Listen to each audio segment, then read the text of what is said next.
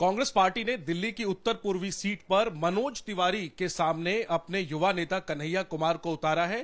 कन्हैया कुमार मनोज तिवारी को कैसी टक्कर दे पाते हैं, इस पर तो आएंगे, लेकिन सबसे पहले कन्हैया से पूछेंगे वो सवाल जिसको लेकर के वो मुश्किलों में घिरे हुए हैं खुद अपनी ही पार्टी में। कांग्रेस में कन्हैया कुमार।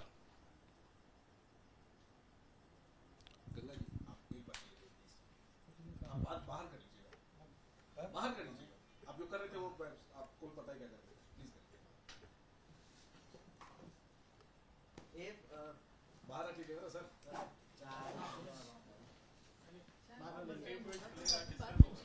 काम हो जाने से बैठा 2 मिनट गंगा जी यार जा रहा हूँ भाई, पैक नहीं करो, पैक करूँ नहीं, बाहर कर लीजिएगा ना पैक, वही तो कह रहा हूँ। पूरा ले जाना मुझे, मैं रख दूं बाहर, तो जा रहा हूँ। चलिए।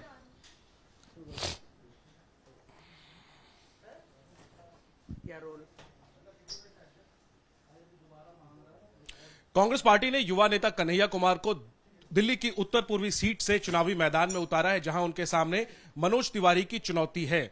लेकिन उसके सामने, कन्हैया के सामने चुनौती हो गई है कांग्रेस के वरिष्ठ नेताओं की, जो नाराज हैं कन्हैया के मैदान में उतरने से, कन्हैया की उम्मीदवारी से। कन्हैया कुमार खास बातचीत करने के लिए हमारे साथ हैं। मनोज तिवारी से आप लड़ेंगे बाद में, पहले तो आपकी लड़ाई आपकी पार्टी के वरिष्ठ नेताओं से हो रही है, वो नाराज हैं, विरोध प्रदर्शन भी हुआ है आपके और उदित राज के खिलाफ, और बैठक में आपसे बदसलूकी भी हुई है। कितनी बड़ी चुनौती है ये, और कैसे आप इससे आप लड़ेंगे? देखिए, सबसे पहली बात तो ये लड़ाई दो व्यक्तियों के बीच नहीं है, दो विचारों के बीच में है, क्योंकि विचार की विरासत होती है, व्यभिचार का कोई विरासत नहीं होता है। तो हमको लगता है कि राजनीति में जिस तरह से व्यक्तिवाद बढ़ा है, यह एक तरह का व्यभिचार है। तो मैं नहीं मानता हूं कि ये दो व्यक्तियों की लड़ाई है, दो सोच की और दो प्रकार के मुद्दों की। उनके पास क्या मुद्दा है, 10 साल में उन्होंने नॉर्थ ईस्ट की जनता के लिए क्या किया है, और हमारे पास क्या मुद्दा है, और हम आने वाले 5 साल में नॉर्थ ईस्ट की जनता के लिए क्या करेंगे, ये इसके बीच में संघर्ष है। दूसरी बात, आपने कहा कि पार्टी ने आपको कैंडिडेट बनाया है। पार्टी कैंडिडेट बना दिया, जिसको कैंडिडेट बना दिया, जिसको सिंबल मिल जाएगा, वो जो है पार्टी का प्रत्याशी होता है। जहाँ तक नाराज़गी की बात है, मुझे इसकी कोई सूचना नहीं है, मुझसे आकर के किसी व्यक्ति ने जो है कोई नाराज़गी व्यक्त नहीं की है। अगर कोई नाराज़ हुआ होगा तो स्वाभाविक रूप से जो फोरम है, जो पार्टी के अंदर लोग हैं, जो लीडरशिप हैं, जो इंचार्ज हैं, जो प्रेसिडेंट हैं, उनके सामने हो सकता है कि उन्होंने किया हो। मेरे सामने किसी ने नाराज़गी व्यक्त नहीं की। और जो आप हमारे दूसरे प्रत्याशी के बारे में भी बता रहे हैं कि उदित राज जी के खिलाफ भी नाराज़गी है, तो कहा जा रहा है कि उदित राज हो या कन्हैया कुमार हो, ये दोनों बाहरी उम्मीदवार हैं दिल्ली में कांग्रेस। अच्छा, तो आप भी बिहार से हैं ना। बिहारी लोगों को के बारे में अपने ही देश में बिहारियों को बाहरी सुनने की आदत है, अपने ही देश में। ये कोई यहाँ थोड़ी पूरे देश में कहा जाता है। तो यही तो हम बदलना चाहते हैं देश की राजनीति में।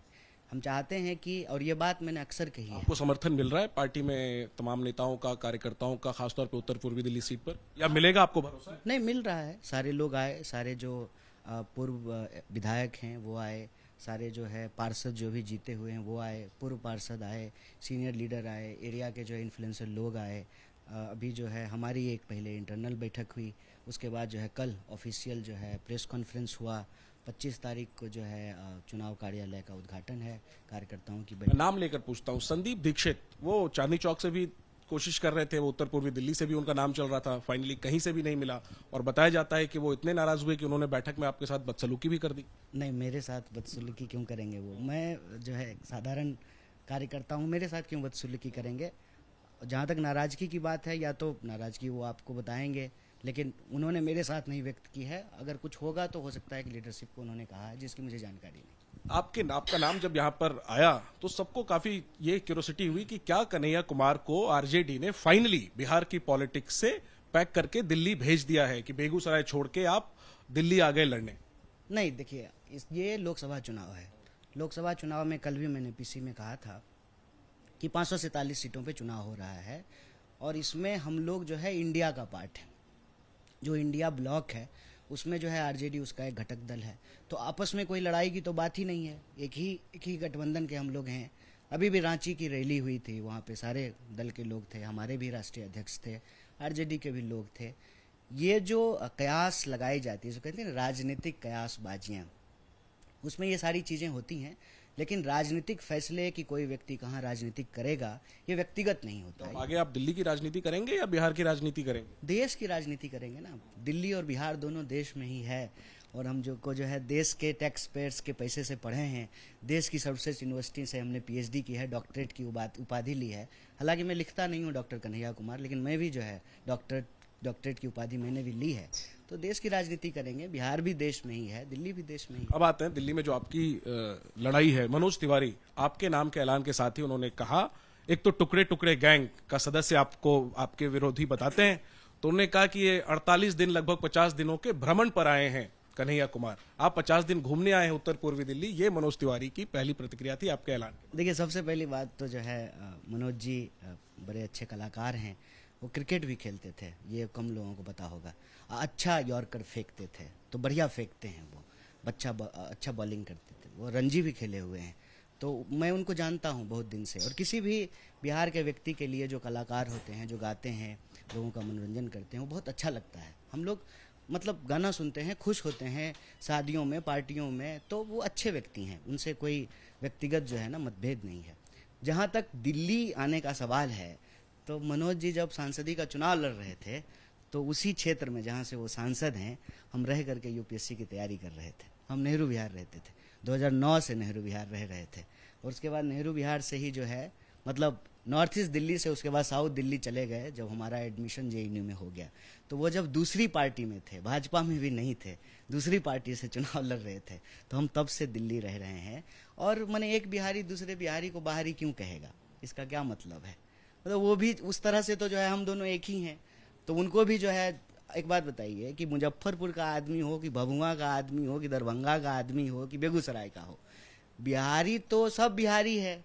और जो है बिहारी जब कहीं जाता है बिहार से बाहर, तो हर जगह उसको बाहरी कहा जाता है, चाहे वो दिल्ली हो कि मुंबई हो। आपको बाहरी नहीं कह रहे, वो कह रहे हैं कि आप बस घूमने आए हैं 50 दिन और उसके बाद फिर आप चले जाएंगे। अच्छा, तो वो खुद नहीं घूम रहे हैं वहाँ। मैं तो लोगों से बात किया, लोग बोला कि आते ही नहीं है, तो वो खुद जहाँ। कैसे लड़ेंगे आप कन्हैया मनोज तिवारी से? ठीक है, 2 बार के वो एमपी हैं, इतने बड़े सुपरस्टार भोजपुरी सिनेमा के हैं, और एक जाना माना चेहरा है अब सियासत में, बीजेपी के एक बड़े चेहरे हैं। कैसे आप उनसे टक्कर लेंगे? कैसे उनको आप तीसरी बार जीतने से रोकेंगे? वो जनता रोकेगी ना सर। वहाँ जो 24 लाख वोटर हैं, वो उसका फैसला करेंगे कि उनके बिहाफ पे पार्लियामेंट में कौन जाएगा। मनोज तिवारी को ही अगर वो भेजना चाहते हैं तो वो जाएंगे। अगर उनको लगता है कि नहीं, ये आदमी तो जो है यहाँ आते ही नहीं है, काम ही नहीं करते हैं, मिलते ही नहीं हैं, ज़्यादातर वक्त जो है वो तो टीवी में ही दिखाई देते हैं, और जो है कभी कभी वीडियो में जो है अमित शाह जी को पानी पिलाते हुए नजर आते हैं, तो वो तो वहाँ तो नहीं है ना। वहाँ के लोगों को के पानी की व्यवस्था करना, वहाँ के लोगों के लिए अस्पताल की व्यवस्था करना, सड़कों की व्यवस्था करना, ट्रैफिक की व्यवस्था को दुरुस्त करना, वहाँ शांति कायम रखना, तमाम जो अलग अलग, क्योंकि सिर्फ बिहार के लोग तो वहाँ रहते नहीं हैं, वहाँ तो हर समाज के लोग हैं, हर क्षेत्र के लोग हैं, बिहार के भी हैं, बंगाल के भी हैं, उत्तर प्रदेश। सबसे बड़ा मुद्दा क्या है उत्तर पूर्वी दिल्ली का कन्हैया कुमार के लिहाज से? देखिए, अभी एक तो मेरा खुद वहाँ रहने का एक्सपीरियंस है, तो आप सब जानते हैं कि यमुना पार इज अ थिंग, ये सबको मालूम है, ठीक है। क्या मुद्दा है, आप क्या करें? हमारे ख्याल से वहाँ जो बेसिक इंफ्रास्ट्रक्चर है वो एक बड़ा सवाल है। चाहे आप ट्रैफिक की बात करें, चाहे ट्रांसपोर्टेशन की बात करें, कम्युनिकेशन की बात करें, सड़कों की बात करें, ये वहाँ एक अभी जो मुद्दा मुझे लोगों ने बताया है, जितने लोगों कह रहे हैं यमुना पार का इलाका विकास में पिछड़ा हुआ है। नहीं, हम ये कह रहे हैं कि जिस तरह से दिल्ली के बाकी क्षेत्रों का विकास हो रहा है, उस रफ्तार से जो है उत्तर पूर्वी। ये पूछा जाएगा कि इसके लिए जिम्मेदारी तो फिर इंडिया गठबंधन की है। 15 साल दिल्ली में कांग्रेस की सरकार रही, लगभग 10 सालों से आम आदमी पार्टी की सरकार है, तो इंडिया गठबंधन की सरकार है दिल्ली में, फिर इलाका पिछड़ा है, तो लोग आपको वोट क्यों दें? तो फिर 14,000 करोड़ जो है मनोज तिवारी कहाँ खर्च कर रहे हैं अपने पोस्टर पे, ये भी पूछा जाएगा ना।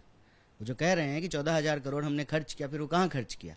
जब देखिए यही गेम है, अगर वहाँ विकास नहीं हुआ, इसके लिए कांग्रेस जिम्मेवार है, ठीक है, तो वहाँ जो भी विकास का काम हुआ है, अब मैं आता हूँ, सिग्नेचर ब्रिज बना है, कई पुल बने हैं यमुना पे, मेट्रो बना है, वहाँ पे जो है अलग अलग, वो तो नई बसावट है पूरी तरह से, तो फिर वो विकास किसने किया है? मतलब गाली हमको दीजिएगा और काम का श्रेय जो है किसी और को दे दीजिए। काम पे डिबेट करिएगा आप, लेकिन जो सबसे बड़ा आप पर आरोप लगाया जाता है टुकड़े टुकड़े गैंग का, ये चुनाव पर में आप आपके खिलाफ ये सबसे बड़ा मुद्दा रहने वाला है, इसका आप क्या जवाब देने वाले हैं? क्योंकि जो है उनके पास कहने के लिए है नहीं कि उन्होंने देश में कितना रोजगार पैदा किया, महंगाई कितनी कम की, कितने अस्पताल खोले, कितनी यूनिवर्सिटी बनाई, कितने सड़कें बनाई, कितना लोगों का इनकम बढ़ाया, ये उनके पास कहने के लिए लोगों को डराया तो जाएगा ना कन्हैया बोल के कि ये टुकड़े टुकड़े गैंग है। टुकड़े टुकड़े गैंग क्या है ये किसी को नहीं पता है, लेकिन उसका सदस्य आपको माना जाता है और आपके खिलाफ ये चुनाव में सबसे बड़ा मुद्दा रहेगा। देखिए, ये जो लोग डरा रहे हैं वही तो यह भी दावा कर रहे हैं ना कि चीन थर थर कांप रहा है। लाल लाल आंखें जब हम चीन को दिखा रहे हैं, यशस्वी प्रधानमंत्री हैं, 10 साल से प्रधानमंत्री हैं, जयशाह के पिताजी गृह मंत्री हैं। देखिए, कभी कभी क्या होता है ना कि कीचड़ उछालने में ना लोग अपना हाथ गंदा कर लेते हैं। अगर प्रधानमंत्री मुझे कहेंगे तो लोग सोचेगा ना कि यह साधारण आदमी जिसका कोई बैकग्राउंड नहीं है, जिसका अदानी जैसा दोस्त नहीं है, ठीक है, और जो खुद कई बार जो है मुख्यमंत्री रहे, 2 बार प्रधानमंत्री हैं, वो एक आदमी ने कोई गलती की है और उस पर जो है ये कोई कार्रवाई नहीं कर पा रहे। ये सवाल जनता के मन में आएगी। और देखिए, वहाँ जो लोग आपने गलती की है? नहीं, वही मैं कह रहा हूँ, गलती हमने नहीं की है और ये बात उन्होंने भी कही है। जब पूछा गया राइट टू इन्फॉर्मेशन से कि आप टुकड़े टुकड़े गैंग बोलते हैं, तो गृह मंत्रालय ने कहा कि नहीं, ऐसा कुछ नहीं है। पार्लियामेंट में जब पूछा गया तो उन्होंने कहा कि ऐसा कुछ नहीं है, लेकिन जब चुनाव आता है तो वो बोलने लगते हैं। तो ये share divide and rule policy है, जनता को बांटो। इसका काउंटर कैसे करेगा? क्यों करेंगे? झूठ का क्यों काउंटर करना है सर? सच लेकर के जाइए ना। हमारे बारे में बीजेपी क्या आरोप लगाती है, इससे लोगों को रोजगार नहीं मिलेगा। हमारे बारे में बीजेपी क्या गालियां बकती है, इससे लोगों की सड़कें नहीं बनेगी, इससे लोगों को जो है अस्पताल नहीं मिलेगा। तो वो झूठ बोलेंगे। अगर हम उनके झूठ पर सफाई देने लगेंगे तो ये वक्त की बर्बादी है। सिंपल एक लाइन पूछना चाहिए। जब मनोज जी कह रहे हैं कि टुकड़े टुकड़े गैंग, इसका मतलब कह रहे हैं कि जयशाह के पिताजी जो है बिना काम के हैं, कोई काम नहीं कर रहे हैं। जिनको वो नेता मानते हैं, जिनको वो यशस्वी प्रधानमंत्री कहते हैं, उनके जो है कार्य क्षमता पे वो सवाल उठा रहे हैं। 10 साल से उनकी सरकार है ना, पुलिस उनके अंडर में है, इन्वेस्टिगेशन उनके अंडर में है, और जिससे चाइना थर थर कांपता हो, उससे जो है बिहार का एक साधारण नौजवान, साधारण लड़का जिसका कुछ नहीं है, 2 चीफ मिनिस्टर को पकड़ करके जेल में डाल दिए हैं और हमको जो है बाहर छोड़ दिए हैं कि रोज हमसे पूछो कि 15 लाख कहाँ है, 2 करोड़ नौकरी कहाँ है। इस बात में कोई सच्चाई नहीं है, और जब सच्चाई नहीं होना तो झूठ पर सफाई नहीं देनी चाहिए। ठीक है कन्हैया, 2 सवाल आखिरी में है। जो सबसे बड़ा डिबेट का टॉपिक फिलहाल चल रहा है, प्रधानमंत्री ने कांग्रेस पर आरोप लगाया है कि कांग्रेस पार्टी के मैनिफेस्टो में है, हालांकि ये बात निराधार है, तथ्य नहीं है इसमें, लेकिन प्रधानमंत्री कह रहे हैं, इसलिए मैं आपसे सवाल पूछ रहा हूं। प्रधानमंत्री कह रहे हैं कि कांग्रेस ने अपने मैनिफेस्टो में ये लिखा है कि उसकी सरकार बनी तो वो संपत्तियों को जब्त कर लेगी, बांट देगी, और इशारा मुस्लिमों की तरफ किया प्रधानमंत्री ने कि मुस्लिमों में बांट दिया जाएगा। कांग्रेस ने अपने मैनिफेस्टो में यह वादा किया, क्या आप जवाब देंगे? देखिए, आपने बड़ी ईमानदारी से कह दिए कि प्रधानमंत्री जी का आरोप जो है वो निराधार है, झूठ है, ये आपने कह दिया। आपने जब ये बात कह दिया तो मैं आपसे सबसे पहले यही आग्रह करूंगा कि प्रधानमंत्री के कहे हुए झूठ को ना बार बार सवाल के तौर पे पूछ करके दोहराइए मत, क्योंकि वो बोलते ही इसलिए हैं ताकि दिन भर जो है ना एक झूठ पर चर्चा होती रहे, सच्चाई पर बात नहीं हो। सच्चाई ये है कि इस देश में ऐतिहासिक रूप से सबसे ज़्यादा बेरोजगारी है, और ऐसा नहीं कि पढ़े लिखे लोग नहीं हैं, इंजीनियर बने हुए हैं, MBA किए हुए हैं, उनको रोजगार नहीं मिल रहा है। दिन ब दिन, अगर हम मीडिया की ही बात कर लें, छटनी हो रही है, लोगों को नौकरियों से निकाला जा रहा है। पूरा का पूरा हमारे जैसे लोगों का, हमारी पीढ़ी का EMI पे चल रहा है सर, घर EMI पे है। प्रधानमंत्री कह रहे हैं कि कांग्रेस की नजर महिलाओं के मंगलसूत्र पे। फिर कांग्रेस प्रधानमंत्री ये नहीं क्यों नहीं कह रहे हैं कि उनकी नजर किस पर है, किस चीज पर उनकी नजर है? वो उनकी नजर क्या इस देश की महंगाई रोकने पर है? उनकी नजर क्या इस देश की बेरोजगारी को रोकने पर है? उनकी नजर क्या इस देश के अंदर जो आर्थिक असमानता बढ़ रही है उस पर है? इस देश के लोगों की जो समस्याएं हैं उसका निराकरण करने के लिए प्रधानमंत्री जी क्या देख रहे हैं, क्या सोच रहे हैं?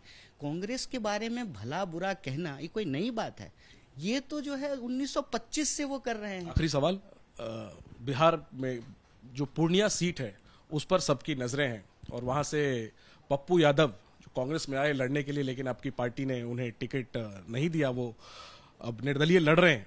वहां पर तेजस्वी यादव ने एक बयान दिया और लोगों से कहा कि या तो इंडिया को जिताओ या NDA को जिताओ, साफ तौर पर। यानी पप्पू यादव की हार के लिए उनको NDA की जीत तक मंजूर है। कन्हैया, इस पे क्या कहना चाहिए? अब ये बात तो जो कहे हैं आप उनसे पूछिएगा, हम तो बस यही कहेंगे कि ये इस वक्त देश की जनता को ये सोचने की जरूरत है कि ये कह रहे हैं कि 400 सीट दीजिए, हम संविधान बदलेंगे। फिर कह रहे हैं प्रधानमंत्री आकर के कि नहीं नहीं संविधान को कुछ नहीं होगा। लेकिन जो नेता, जो लोकसभा के प्रत्याशी ये बात बोले कि 400 दीजिए संविधान बदलेंगे, क्या उनका टिकट काटा गया? तो मैं कहता हूं कि ऐसी सोच वाले लोग जो संविधान को बदलना चाहते हैं, ऐसी सोच वाले लोगों को हराना जरूरी है और जनता को जीतना जरूरी है। तेजस्वी पे आप कोई बात नहीं करना चाहते? अब हम नॉर्थ ईस्ट दिल्ली पे बात करेंगे ना। चलिए लास्ट खत्म करने से पहले नॉर्थ ईस्ट पे ही पूछ लेता हूं, मनोज तिवारी की कोई एक ऐसी बात जो आपको अच्छी लगती हो? आप लोगों की लड़ाई अब होने वाली है चुनावी मैदान में, लेकिन क्या मैं ये पूछना चाहता हूं कि चूंकि वो भोजपुरी सुपरस्टार हैं, तो क्या आपने उनकी कोई फिल्म देखी है, कोई उनका गाना अच्छा लगता है, या क्या अभिनेता के तौर पे मनोज तिवारी कन्हैया को अच्छे लगे हैं कभी किसी वक्त? अब पता नहीं वो असली है कि नकली है, मैं नहीं जानता। उनका हेयर स्टाइल बहुत अच्छा है। उनकी कोई फिल्म जो आपको अच्छी लगी हो, कोई गाना? नहीं, फिल्म तो नहीं, हम तो जो है गाना तो हम कई सारा सुनते हैं। अब गाना क्या गाएंगे सर? अब तो जो है चुनाव का वक्त है, जो है जनता के मुद्दों की बात करेंगे। बहुत सारा अच्छा गाना गाते हैं, वो अच्छे गायक हैं। ठीक है, तो नॉर्थ ईस्ट दिल्ली पर मनोज तिवारी बनाम कन्हैया कुमार की लड़ाई निश्चित तौर पे दिलचस्प होने वाली है, लेकिन कन्हैया कुमार के सामने चुनौतियां कई हैं। देखना यही है कि कन्हैया कैसे इन चुनौतियों का सामना करते हैं और क्या कन्हैया मनोज तिवारी को हैट्रिक लगाने से नॉर्थ ईस्ट दिल्ली सीट पर रोक पाते हैं।